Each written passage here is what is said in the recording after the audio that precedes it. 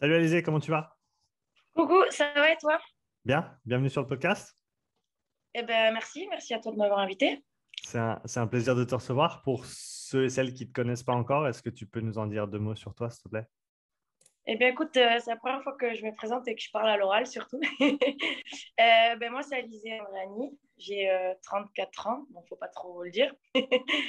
Et je fais du CrossFit depuis 2014, décembre 2014, officiellement. Officiellement, officieusement, il y a une date qui diffère ou pas nécessairement? Ouais, j'avais commencé un peu avant, je ne saurais plus te dire de date, mais faire une séance par-ci par-là et après, une fois, j'ai changé de taf, j'avais le temps et ça y est, je suis passée du côté obscur. Comment t'as découvert le CrossFit? Écoute, c'est mon petit frère qui était à CrossFit Aix-en-Provence avec Ouais. Florian Thierry. Et il m'a dit, viens tester, ça va te plaire. Moi, je suis issue de la gymnastique et je ne retrouvais pas un sport où j'accrochais. J'ai fait un peu de muscu comme tout le monde, tout ça. Et ouais, j'ai kiffé dès la première séance. Et du coup, tes premières expériences, c'était ta vision du sport, de la discipline, quelle était-elle à ce moment-là et comment est-ce qu'elle a évolué au cours des années? Ben, vraiment, j'ai eu un petit temps entre la gym et avant de trouver le CrossFit à trouver un sport auquel j'adhère. Ouais, j'allais à la salle faire de l'elliptique, c'était pas trop mon délire. Et c'est vrai, quand il m'a fait tester ça, direct le dépassement de soi, retrouver un peu des mouvements que je pouvais faire en gym, tu vois, en prépa physique ou quoi, ça m'a fait un petit rappel et j'ai direct accroché. Et le fait de toujours devoir progresser et se dépasser, on devient vite addict, quoi. Tu faisais de la compète en gym? Ouais, j'ai fait longtemps de la compète. J'ai fait de la gym de 3 à 23, 24 ans, je crois. Ouais. Et j'ai fait après ouais, 10 ans de haut niveau. Ok. Dans, Mm. dans quel... T'avais des disciplines phares un petit peu ou... En gym, moi, j'étais sur les agrès. Il y avait saut, barre, poutre et sol. Donc, Ouais. je faisais les 4 agrès. Ouais. Et puis, ouais, je les ai tous. T'en avais un préféré? J'étais très bonne au bar. C'est pour ça, quand je suis arrivée, je savais déjà faire les muscle-up et tout. C'était un petit avantage quand même. Ouais, j'imagine. Et tu sens encore que ton passé gymnique a un impact positif sur tes perfs en CrossFit maintenant? Ouais, je pense que ça m'a bien aidé. Bon, je pense qu'au niveau articulation et tout, j'étais un peu déjà destroy. Mais ouais, j'avais des mouvements, je savais quasiment faire toute la gym sauf les muscle up rings et le butterfly, quoi. Donc, c'est vrai que ça m'a aidé. Et je suis partie d'une base moins loin. Donc, pour progresser, j'avais un peu d'avance déjà. Donc, c'est cool. Ça me sauve un peu mon CrossFit, quoi. T'as tout de suite voulu faire de la compète en CrossFit ou c'est venu plus tard? Ouais, direct parce que j'arrive pas à avoir des objectifs si je fais pas de compétition.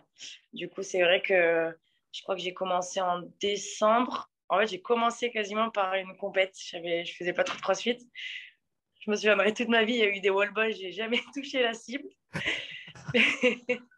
Bon, je suis pas trop de grande taille, mais ma vraie première compète, c'était ouais, 4 mois après. Je m'étais qualifiée aux Athènes. Je pensais que je me requalifierais plus jamais. Du coup, je suis partie et puis ça s'en est suivi de plein d'autres, quoi. Super. Et à ce moment-là, donc, tu faisais du CrossFit, tu coachais aussi ou tu avais un autre métier à côté? Comment tu étais organisé? En fait, il y a longtemps, j'ai donné des cours dans une salle, mais je pratiquais pas. Je donnais des cours de gym, justement. Mais bon, je savais pas trop la discipline, donc je donnais des cours sans non plus être sur la folie du coaching, quoi. Et quand j'ai commencé le CrossFit, moi, je travaillais dans un fitness park à l'époque. Je faisais un 6h, 14h, et du coup, après, j'allais m'entraîner, donc je coachais pas du tout en salle. Ok. Et est-ce que ça a évolué aujourd'hui? Est-ce que tu coaches encore à côté? Comment s'organise ton quotidien? Eh ben, ouais, ça a bien évolué. Je crois qu'un an après avoir commencé, je suis repartie sur Toulon, là où j'étais, et j'ai bossé dans une salle, et puis une autre salle, et puis tranquille. De là, j'ai fait que m'entraîner. Donc au début, c'est vrai que je crois que j'avais 35 heures dans une salle, donc je m'entraînais en même temps. C'est vrai que quand t'as pas la récup qui va avec, t'as l'impression de t'entraîner, mais t'es pas trop efficace. Mhm. Après, j'ai eu des postes avec un peu moins d'heures où je m'entraînais un peu plus. Et maintenant, depuis 3 ans, je suis chez CrossFit Happy Heart avec Alex Pinsol. Mhm. Et c'est vrai qu'on a le planning où on se répartit les heures, on s'entraîne tout le temps ensemble. On a la chance de pouvoir s'entraîner quand même 2 fois par jour. Donc ça, c'est un petit luxe.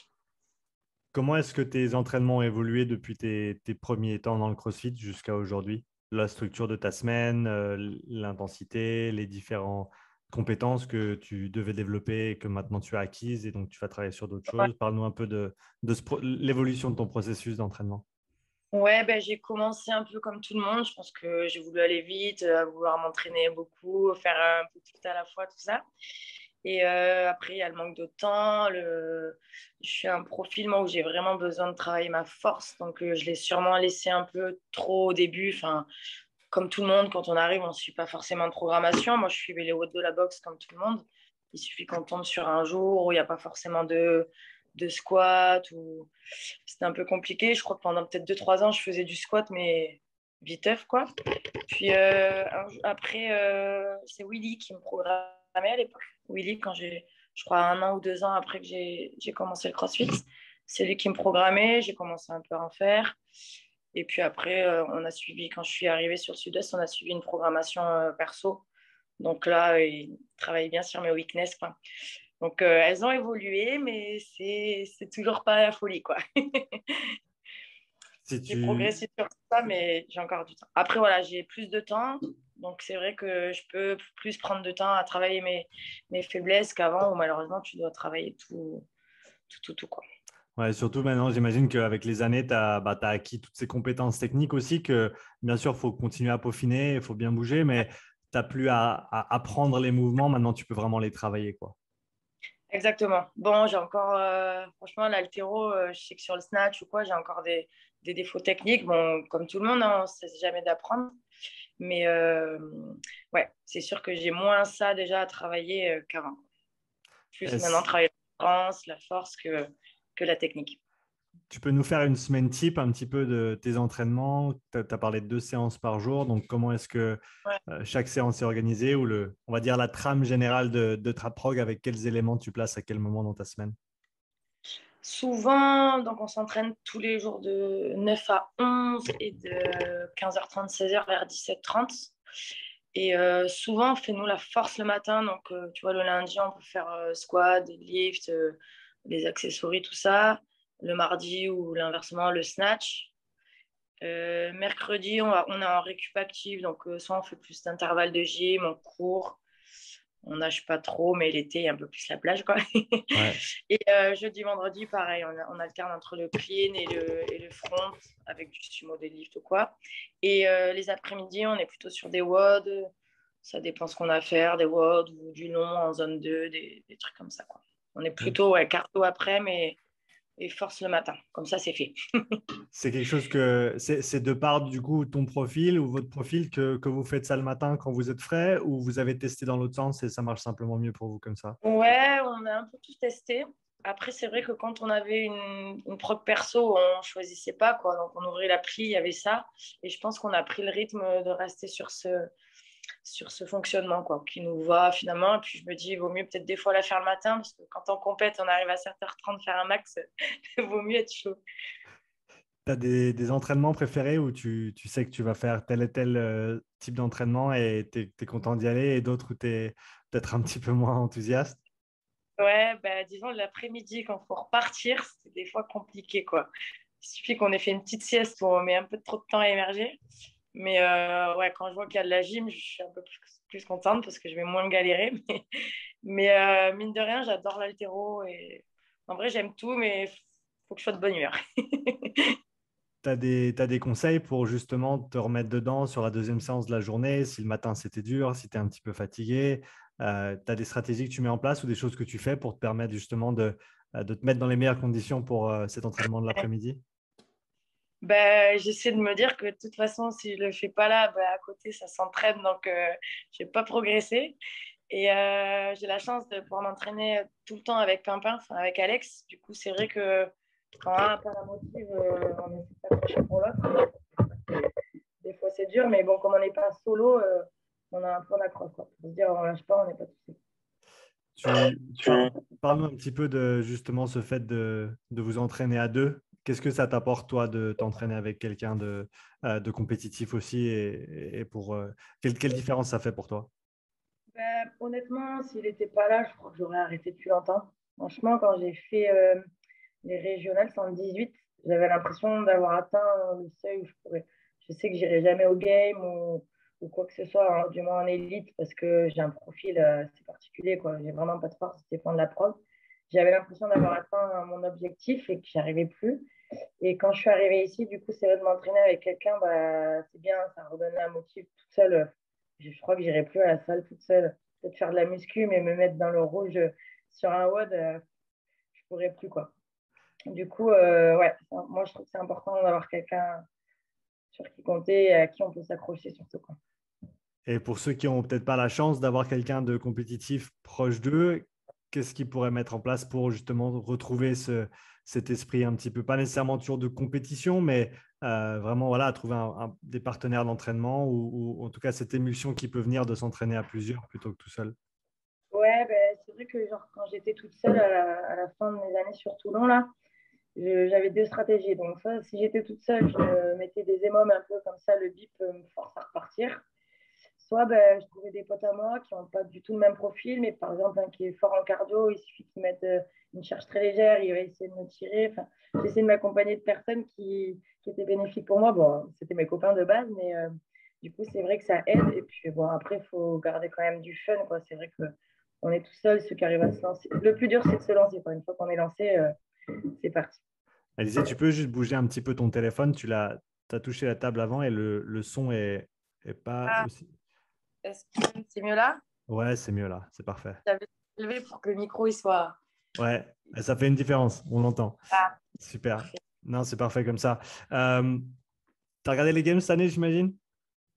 Ben, pour la première fois, j'ai regardé les games parce que je voulais voir Lily et Guillaume et Willy en élite.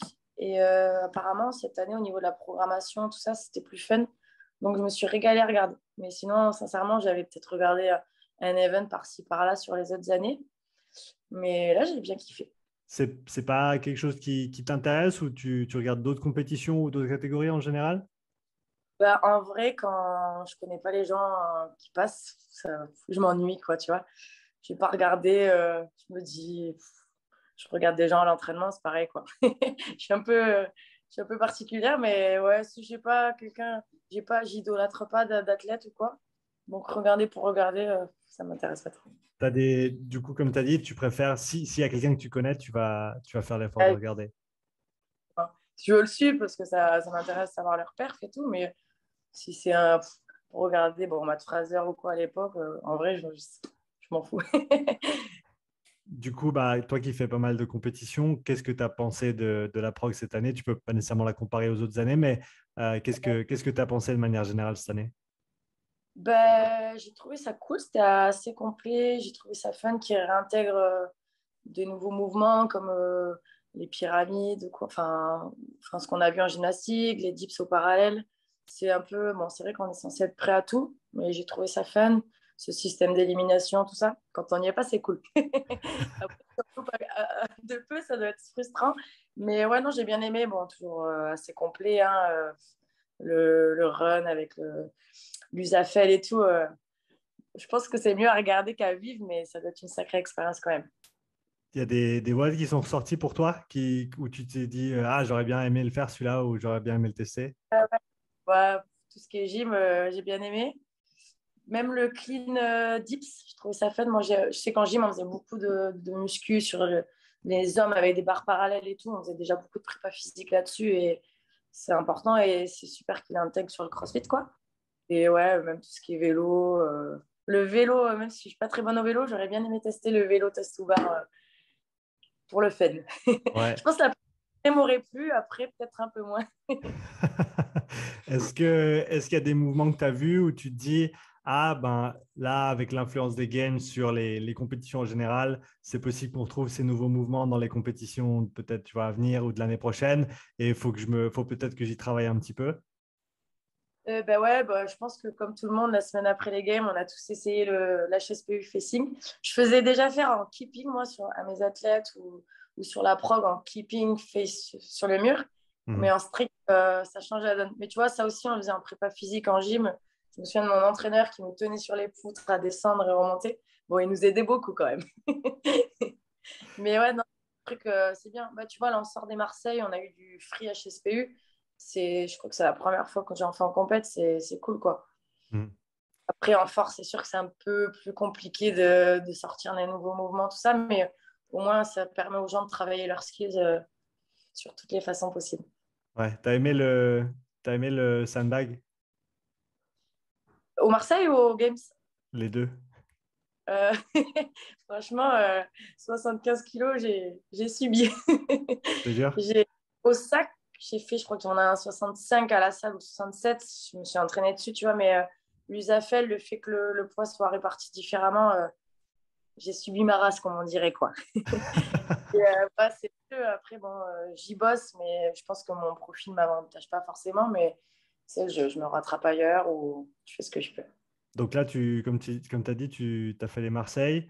C'est quoi ta prochaine grosse échéance compétitive ou ton prochain objectif que tu vises?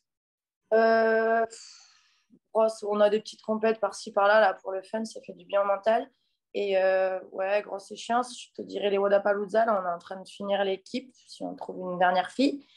Et j'aimerais tester les Open en 35 cette année. Je passe en master. Ok. Tu as fait les Open les années précédentes? Ouais, j'ai fait tous les Open depuis que j'ai commencé. Là, ça fait 7 ou 8 ans, je crois. Ok. Ouais, le Et rendez-vous. le rendez-vous est là. Mm. Est-ce que tu as un potentiel d'aller plus loin que ce que tu as fait dans le passé, du coup, dans cette KT, à ton avis? Disons que, bon, il y aura sans doute un peu moins de monde, même si le niveau est quand même bien élevé. Mais après, comme en élite, bon, au moins pour aller jusqu'au semi, j'ai un profil qui dépend vraiment de la programmation, quoi. S'ils mettent un hammer wall ball avec de la force, sur un watt, je pense que je peux le rattraper, mais deux watts, je prends le large, quoi. Moi, plus il y aura de watts, plus ça sera à mon avantage, parce que je peux rattraper le retard un peu que j'ai perdu sur les watts un peu trop force pour moi. Mais bon, ils en prennent que 10 au monde, hein, c'est pas beaucoup, mais si au moins je peux passer les semis et les quarts et essayer de faire que je peux sur la qualif, je prends. Après, voilà, moi, c'est un profil qui dépend de la prog. Si on parle de comment tu abordes les compétitions quand tu y es en présentiel, quel est ton mindset quand tu attaques une compétition? Qu'est-ce que tu fais le jour avant? Est-ce que tu fais quelque chose de différent de l'habitude? Est-ce que tu as, une routine que tu mets en place? Ouais, non, vraiment pas. Je crois que j'ai un problème, j'ai plus de stress en compète. Du coup, ça booste. Tu sais, quand tu commences, tu as le stress de vouloir bien faire. Et souvent, c'est du stress un peu positif. Mais là, c'est vrai que je stresse plus, hormis sur les WOD où dès qu'il y a de la gym, tout le monde m'attend au tournant. Alors que si c'est couplé avec de la force, je vais être dans les choux, tu vois. Mais non, je change pas mes habitudes. Je vais m'entraîner jusqu'au dernier jour. Bon, peut-être la veille, un peu de zone 2, tu vois, pour garder du jus. Mais non, rien de spé, un go WOD. Et puis, le chrono, on débranche, quoi. Et tu prends encore du plaisir en compète, du coup? Ouais, j'adore. Ouais. J'adore. Euh, Comme je te dis, si j'ai pas de compète, j'aurai pas d'objectif. Et non, ouais, j'adore. Puis tu rencontres toujours des gens. Et puis même au bout de 8 ans, c'est toujours constructif, tu vois. Tu apprends encore des choses, tu vas encore apprendre où tu en es sur ton fitness. Non, et puis peu importe, tu vois, ça peut être la petite compète à côté de chez moi ou les French. Ou... Je pense que tu apprends toujours et ça, c'est cool. Tu vois, encore ce week-end, les filles, elles m'apprenaient à porter le sac alors que je sais, tu vois, mais d'avoir je pense, des conseils autres que ceux qu'on a d'habitude, ça peut aider et tout. Non, c'était vraiment cool. Donc, il y a le sac. Tu peux penser à d'autres exemples cette année ou des choses que tu as justement apprises de tes compétitions ou des leçons que tu as tirées pour la suite de tes entraînements? Disons que je sais qu'en gros, il faudrait peut-être que je baisse mon volume de gym pour travailler plus de force, mais en vrai, je fais tellement de force que si je m'en rajoute, à part être fatiguée, ça va pas m'aider, tu vois. Je pense qu'il faudrait que je mange un peu plus, que je fasse une bonne dizaine de kilos en plus pour m'aider plus qu'autre chose. Mais après, oui, je pense que j'aurais toujours à apprendre sur comment porter un sandbag ou, tu vois, peut-être j'ai les fesses trop hautes, peut-être j'ai les fesses trop basses, peut-être que je pense que j'ai encore à apprendre et ça va être ce sur quoi j'ai besoin le plus de travailler, quoi. Quand tu es en compète, est-ce que tu as un navette qui se passe bien, un navette qui se passe mal? Est-ce que tu réagis différemment? Comment tu te parles dans ta tête? Qu'est-ce que tu fais à ce niveau-là aussi? Ouais, bon, je suis pas toujours la plus optimiste. C'est vrai que là, tu vois, on a commencé par Asso Bike, Sandbag à 75. J'avais l'impression de porter mon père. Et le lendemain, un rameur roll-ball où ils nous font se tirer un peu trop haut. Ouais, ma tête, elle lâche un peu et je m'accroche et je me dis, bon, il y aura bien un event pour moi, quoi, tu vois. Puis après, normalement, je suis là pour le fun. On est tous un peu compétiteurs, quoi, tu vois. Donc, ça nous saoule de mal faire, mais c'est comme ça qu'on apprend. Je vais continuer à bosser mes wall-ball. En dehors de la salle, est-ce que tu as des hobbies, des choses que tu aimes faire qui ne sont pas nécessairement directement liées au CrossFit? Ouais, écoute, bon, ça va pas plaire à tout le monde, mais j'adore la pêche au harpon. Quand je pars en Corse, c'est vraiment, tu vois, l'échappatoire. On va pêcher, on mange la soupe de poisson. C'est des trucs. Moi, quand je sors de la salle, généralement, c'est pour aller à la mer, quoi. Ouais. Donc, pas, mais j'adore tremper les pieds dans l'eau, voir autre chose, quoi. Ou faire les magasins, c'est pas mal, mais le porte-monnaie, il kiffe un peu moins. Parle-moi un peu de la pêche au harpon, du coup, je ne connais pas du tout. Ça se Et passe toi, comment? tu connais pas la pêche au harpon? Enfin, je connais comme ça, mais t'es une connaisseuse, donc je veux les détails. Ouais, Tu vas sous l'eau, t'es hors de l'eau, comment ça se passe? ouais, ouais. Bon, après, je suis une amatrice, hein, mais oui, harpon, tu vois. Tu vas charger bien ton harpon comme il faut. Fais Ouais, attention, des fois, le harpon, il pète et ça te reste dans les doigts. Après, ouais, beaucoup d'apnée. T'as pas le droit de mettre de bouteilles de plongée, tout ça pour pêcher. Bon, d'accord. en général, donc les poissons, ils sont un peu plus tranquilles, c'est facile, tu vois. Il n'y a pas de vagues, ils se mettent sous ta flèche et tout. Mais ouais, en apnée, pas le mastuba et puis en avant. J'ai la chance, tu vois, d'avoir eu des parents sportifs, donc ils m'ont fait tout faire. Et mon père était prof de plongée et je crois qu'à 3 ans déjà, je pêchais en bouteille, donc enfin, je plongeais en bouteille. J'ai pas peur de l'eau, quoi, tu vois, c'est un avantage pour le crossfit déjà. Et, euh, et du coup, c'est cool, ouais, c'est tranquille. Puis après, le soir, soupe en famille, tranquille. Tu passes combien de temps sous l'eau en apnée? Je sais pas, je crois que j'ai déjà tenu 1 minute 30 à l'époque, tu vois, mais après en statique, hein, attention. Parce que si je bouge, j'ai déjà fait des compètes avec de l'apnée, c'était un peu plus compliqué. Mais ouais, non, franchement, je suis pas à plaindre sur ce niveau-là. Je peux rester longtemps. Je peux faire la morte un peu sous l'eau, tu vois. Est-ce que tu sens que ça a un impact positif sur que ce soit tes watts sous fatigue ou ton endurance? Est-ce que cette apnée a un transfert quelconque sur le CrossFit? Oh, bah, je pense que ça peut servir parce que je suis pas celle qui respire le plus sur ces mouvements, tu vois. J'essaie d'y penser, mais des fois, non. Et en prépa, tu sais, des fois, on peut faire nose breathing ou en apnée le plus longtemps possible et après, tu respires que par le nez et tout. Tant que ça m'aide, en vrai, ouais, je pense que ça peut m'aider. Après, c'est pas un truc que j'ai travaillé, hein, c'est à force de faire que j'ai fait ou quand t'es petit, quand tu t'amuses à compter les secondes dans la baignoire, combien de temps je reste sous l'eau, maman. Mais je pense que, ouais, je pense que ça me sert, en vrai.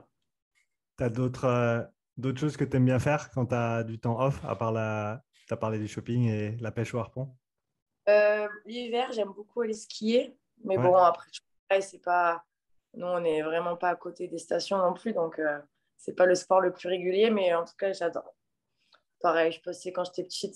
Je crois que mes parents, ils m'ont un peu tout fait faire, tu vois. Donc, je passais mes étoiles et mes petites flèches là sur les slaloms et c'est cool. J'ai eu la chance de faire plein de sports et tu vois, je suis un peu dégourdie sur pas mal de trucs. Un peu moins sur les sports de ballon.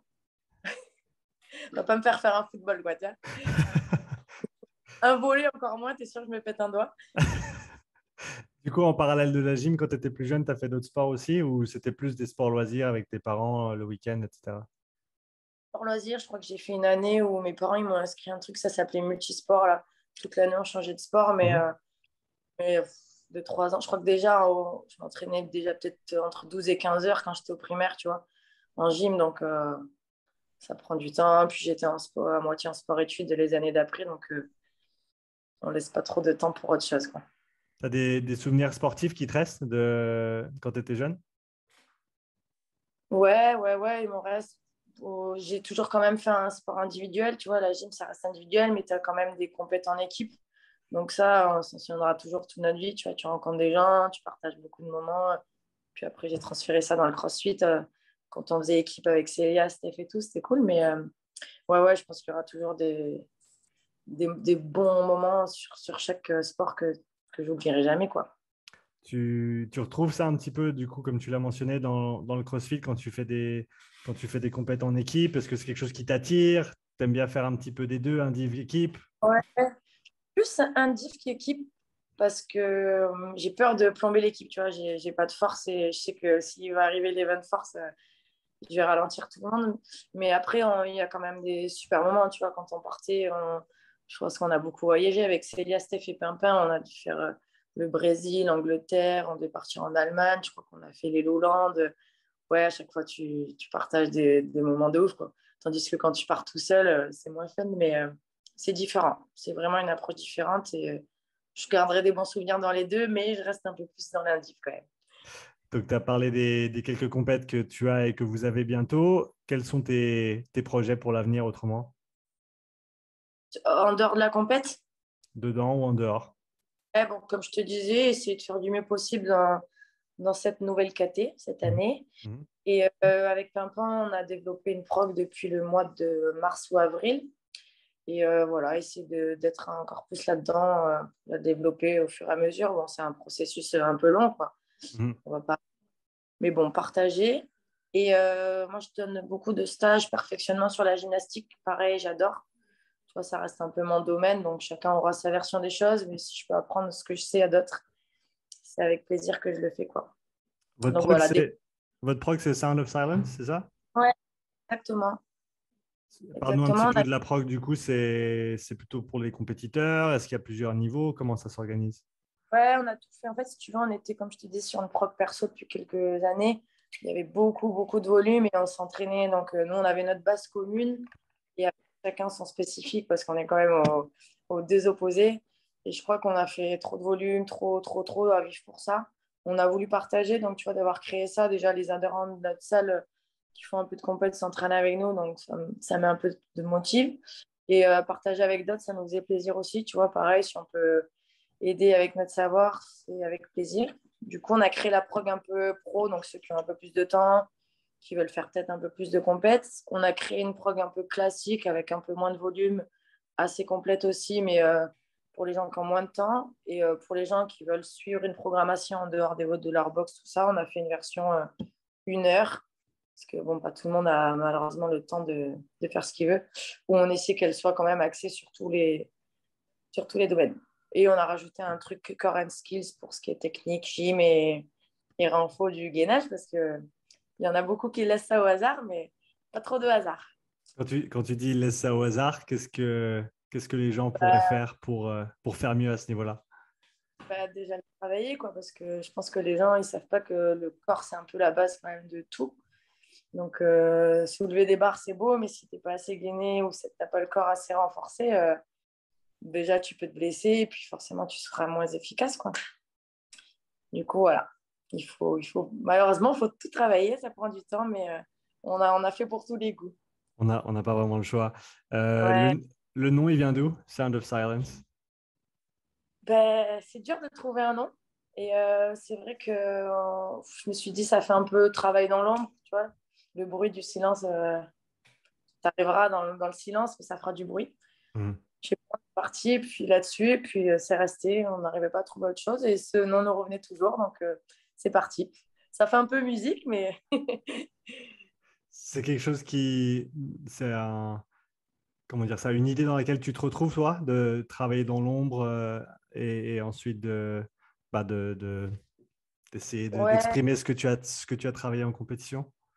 j'essaie. Après, bon, Alex est plus dans l'ombre que moi. Moi, c'est vrai que avec bon, je travaille beaucoup avec Instagram et forcément, je dois poster. J'ai des contrats avec des marques où j'ai des posts imposés et compagnie, mais je suis pas celle qui va parler le plus, quoi. Tu vois, je vais poser ma vidéo avec ce que je dois faire, mais c'est vrai, comme je te dis, c'est la première fois que j'accepte de parler, de faire un podcast et tout. Je ne vais même pas le dire, tu vois. Mais ouais, je suis pas celle qui parle le plus, je poste, mais voilà, on est quand même toujours là et on essaie de performer un peu tant qu'on peut, quoi. Si, euh, si tu devais partager deux, trois trucs que peut-être tes abonnés ne savent pas sur toi, mais que tu aimerais bien qu'ils sachent, ce serait quoi? Ouais, je pense que si je voulais qu'ils sachent, ils le sauraient déjà, tu vois. Mais oui, c'est vrai que je parle pas trop de ma vie perso et tout ça. C'est vraiment, j'ai un compte accès dans le CrossFit et ouais, je vais peut-être partager mon brunch, tu vois, mais Mais ouais, j'arrive à faire la part des choses où il y a le CrossFit et ma vie à côté, quoi. Tu vois, j'ai pas envie de tout mélanger. Voilà. C'est Mais important de bien pouvoir détacher les deux pour toi? ouais, je pense que c'est important. Bon, malgré qu'on passe beaucoup de temps à la salle, il n'y a pas forcément beaucoup de persos, mais ouais, je pense que c'est important parce que même si on kiffe, tu vois, le CrossFit, je pense qu'il faut qu'on ait nos moments à nous et sortir un peu de cette atmosphère parce que tu peux vite péter les plombs à avoir que ça dans ta vie, quoi, tu vois. Ça t'est arrivé d'avoir des moments où tu étais trop dedans et t'as dû essayer de trouver un équilibre? Ouais, ouais. Franchement, il y a des fois où je me dis, bon, tu vois, on travaille de 8 ou 9 heures à 20h30, on passe la journée à la salle. Comme je te dis, on n'a pas le taf le plus à plaindre, c'est cool de partager et tout, mais tu es toujours dans le même endroit, tu fréquentes toujours les mêmes gens. Je pense que des fois, la tête, tu as envie de voir autre chose, quoi. Mais je pense que dans tout travail, c'est pareil. Hein, tu as besoin d'avoir ton univers extérieur et de changer d'air un peu, quoi.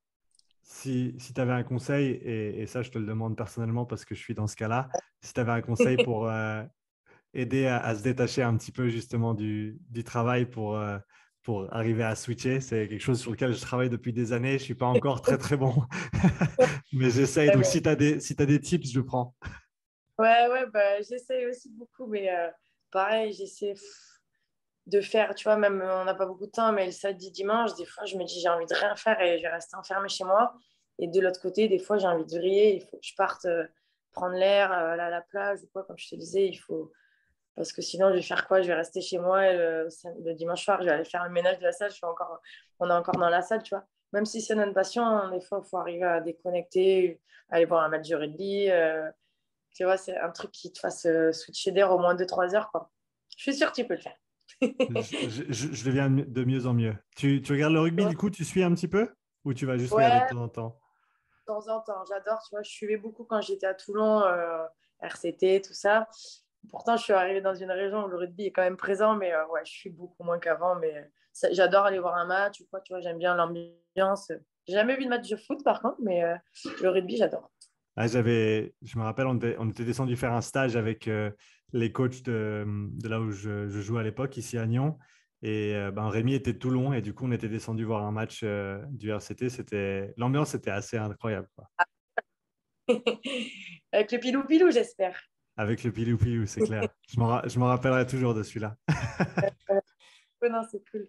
Ouais, ouais, c'est une belle région et c'est vrai que même des fois, si tu as envie de faire autre chose que du rugby, là-bas, c'est rugby à fond, quoi. T'as pas le Ouais, choix. exactement. C'est le sport local slash national. Mais c'est vrai que d'aller voir un match et tout, l'ambiance, c'est dingue, hein, tu vois, ça change encore de. J'ai fait de la gym, il y a un certain état d'esprit, le crossfit en retrouve un autre. Et là, c'est vraiment autre chose encore, tu vois, c'est cool. Toi qui fais pas mal de compètes depuis des années maintenant dans le CrossFit, comment est-ce que tu vois l'évolution des compétitions dans le CrossFit, ben, on va dire en France, mais tu en as fait à l'international aussi. Euh, Ouais, Est-ce que tu aimes la direction que prennent les compétitions, l'organisation, les structures, etc. ouais, ouais, bah, tu vois vraiment l'évolution déjà, rien qu'au niveau des spectateurs, tu vois que ça touche beaucoup plus de monde. Au niveau, tu vois, même ne serait-ce que le niveau français, tu vois que petit à petit, il évolue vraiment de ouf. Tu as les petits jeunes là, qui arrivent en force, qui nous roustent bien comme il faut. Non, non, c'est bien. Et puis, les compètes, elles prennent de l'ampleur. Tu vois, je me souviens des premiers French que j'ai fait en 2015 ou 16. Et tu vois, les French maintenant, tu vois que ça a grimpé un palier, quoi. C'est autre chose. Et pareil, sur les Wodapalooza, je crois que j'ai fait 3 fois et tu vois que c'est toujours plus, quoi. Il n'y a jamais de fin. Ça grandit toujours. Je pense que de toute façon, on apprend tous avec l'expérience. Donc, au fur et à mesure, ça grandit autant sur le niveau que sur l'orga, quoi. Non, c'est cool. Avec Après, tout, peu importe le niveau, je pense qu'il y a toujours un esprit de bienveillance partout. Tu vois, je me vois encore ce week-end en train de nous apprendre des trucs dans la salle des shows et tu le vivras partout, quoi. C'est cool. s'il y avait, en termes de retour constructif pour les compétitions de manière générale, quels sont les aspects, à ton avis, du point de vue de l'athlète qui peuvent encore être améliorés? Et encore une fois, ce n'est pas pour pointer du doigt ou tu vois, être négatif, mais pour continuer à faire évoluer le sport, la discipline, du point de vue de l'athlète, est-ce qu'il y a encore des éléments qui peuvent être améliorés dans les compètes de manière générale? Bah, après, moi, je suis un profil où peu importe la compète, j'arrive à trouver du positif et m'éclater, tu vois. Mais en fait, t'es toujours face à, peu importe le niveau, tu es toujours face à de la difficulté, tu vois. Même si tu vas être en zone, les mouvements sont faciles, tu vas être en zone rouge dans ton cardio. Moi, je sais que genre, j'ai galéré sur les snatchs, j'arrive à me rattraper quelque part. Donc, sur la gym, donc j'essaie de rattraper mon retard. Ouais, je pense qu'on construira tous autant les uns que les autres sur les WOD, mais après, sur les programmations, c'est l'organisateur, quoi. C'est lui qui gère. Moi, si ça tenait qu'à moi, je dirais que du léger. Que dit léger, toi, aux anneaux? Ça, tu as 30 kilos en finale, mais c'est pas possible. Non, ouais, je pense que tout est constructif et même eux, ils vont se dire peut-être que si pas beaucoup de monde a fini le WOD, c'est que tu es un peu trop hard. Tu vois, je pense que chacun va y trouver son point à modifier sur autant athlètes que les programmateurs et leurs organisateurs. Mhm. Alizé, comme tu l'avais mentionné, normalement, tu ne fais pas de podcast, donc je veux te remercier d'avoir dit oui et d'être venu sur le podcast. C'est vraiment chouette. C'était un plaisir de parler avec toi. Pour ceux qui nous écoutent aujourd'hui et qui ne te suivent pas encore, où est-ce qu'on peut te retrouver sur les réseaux? Bah, déjà, merci beaucoup à toi. Et moi, je suis sur Instagram, c'est Alizou2B. 2B, c'est pour la Corse. Parce qu'on peut 100 fois par jour. Mais ouais, voilà. Merci beaucoup. Et ouais, peut-être que ça m'a débloqué sur un petit aspect de parler en public. J'espère parce que tu le fais très bien. Donc, à quand le prochain podcast? Écoute, c'était une exclusivité pour toi. Ah, bah, c'est génial. Je te remercie et je te souhaite une belle journée. Merci à toi aussi. Ciao, ciao. Salut.